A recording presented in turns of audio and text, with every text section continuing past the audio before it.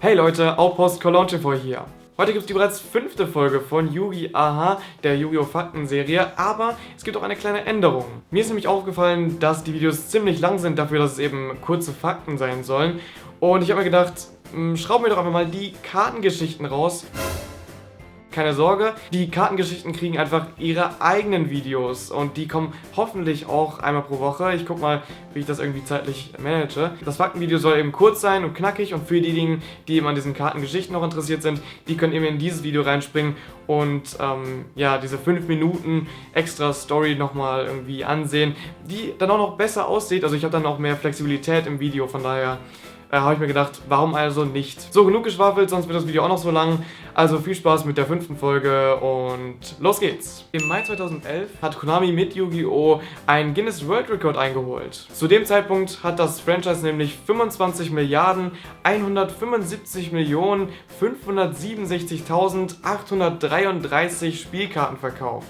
Ich weiß nicht, wie es aktuell aussieht, aber wenn ich schätzen müsste, würde ich sagen, dass Konami ungebrochen sozusagen der Weltrekordhalter bleiben wird. Aufziehmonster sind nicht nur so Aufziehspielzeuge in den Karten-Artworks, sondern sie funktionieren in der Spielweise genauso. Wenn man sie also aufgedreht hat, also beschworen hat, kann man ihren Effekt gar nicht mehr benutzen, es sei denn, man flippt sie zu und dreht sie wieder auf, indem man sie aufflippt. Und dieser Spielstil, ja, covert im Prinzip auch die Artworks und deswegen finde ich, das ist ein ziemlich schönes Feature, was Konami sich da überlegt hat. Mystischer Raumtyphoon ist bis jetzt die einzige Karte, die es gibt, die in jeder Rarität überhaupt geprintet wurde. Wenn man natürlich sowas wie Platinum Secret Rare ausschließt. Ja, keine andere Karte schafft das.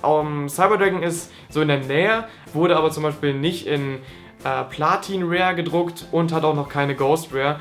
Also bleibt MST wahrscheinlich erstmal auf dem Posten. Zudem, Fun Fact, ist es eben die am meisten gereprintete Karte und zwar mit 34 verschiedenen Prints. Zudem ist es eben auch die einzige Karte, die in jedem Anime einmal gespielt wurde. Also wenn das nicht eine Karte ist, die Yu-Gi-Oh! Auszeichnet, dann weiß ich auch nicht.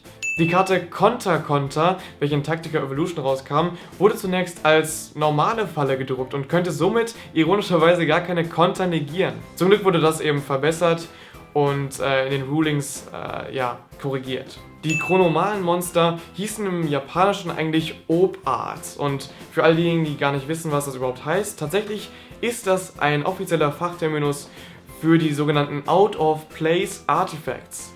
Und der Begriff stammt von Ivan T. Sanderson und bezeichnet im Prinzip so Gegenstände, die ihrer Zeit so ein bisschen voraus waren. Auf jeden Fall steckt hinter allen Monsterkarten, die es eben in dem Themendeck gibt, ein richtiger Gegenstand, den es tatsächlich eben gibt und der zum Beispiel in Museen ausgestellt ist. Und für alle diejenigen, die sich eben mit der Geschichte irgendwie auseinandersetzen, das finde ich eben super interessant. Zum Beispiel eben den Colossal Head. Der basiert nämlich auf den sogenannten kolossalen Köpfen, die in der Olmec-Zivilisation zurückgelassen wurden. Und es wird vermutet, dass sie eben, wo sie gefunden wurden, erstmal überhaupt hingezogen wurden. Und ein paar von denen wiegen bis zu 20 Tonnen.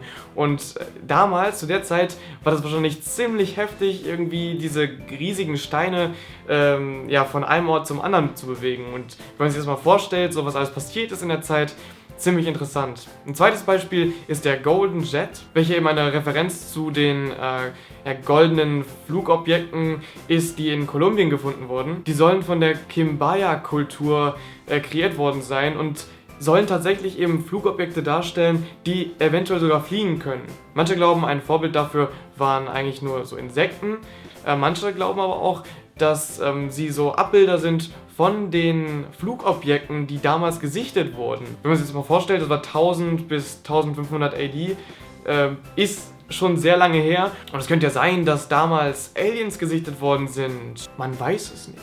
Jedenfalls interessant, eben diese ganzen Gegenstände, die tatsächlich da sind und eben so ein Stück Geschichte in sich haben, dass die eben auch jetzt in Yu-Gi-Oh! Drin sind und man kann eben viel darüber lernen, was eben so in der Geschichte passiert ist. Vielleicht kennt jemand von euch den Anime Gurren Lagann. Auf jeden Fall gibt es da eben eine Referenz zu einer von uns bekannten Karte, und zwar dem Card Guard. Dieser sieht dem Gunman von General Guame sehr, sehr ähnlich und heißt Gemba. Und Ganz ehrlich, vergleicht mal die zwei Artworks und bildet euch eure eigene Meinung. Es gibt insgesamt 40 Ghost Rares, wenn man die Gold Ghost Rares zu den normalen hinzuzählt. Da diese im nächsten Booster ja abgeschafft werden, werden auch demnächst keine neuen mehr kommen, es sei denn, Konami entscheidet sich nochmal Gold Ghost Rares zu printen. Das wäre aber relativ unschlau, weil die ja relativ teuer herzustellen sind und mit der Entscheidung für die nächsten Booster Changes wäre das einfach nur unlogisch. Also wird es wahrscheinlich für eine Weile bei 40 bleiben und ich würde sagen, viel Spaß an alle Sammler, die zusammenzukriegen. Denn für mich sind das die coolsten Karten mit den Ultimate Rares, die es überhaupt gibt und die werden ja auch im nächsten Set abgeschafft. Und jetzt noch ein paar Fakten zur verbotenen und limitierten Kartenliste. Die hätte ich auch letztens schon reinbringen können, aber das war eben noch nicht geplant, dass eben am Donnerstag da was rauskommt. Deswegen schiebe ich das jetzt einfach mal auf dieses Video. Es gibt 77 verschiedene Monsterkarten, die in der Liste vertreten sind. 34 sind verboten, 34 sind limitiert und 9 Karten sind semi-limitiert. Darunter sind alle Attribute vertreten, über Finsternis, Licht, Feuer, Wasser, Wind und Erde. Außer göttlich, aber ich weiß nicht, ob man das dazu zählen kann. Am meisten vertreten sind darunter die Finsternismonster mit insgesamt 32 Monstern auf der Liste.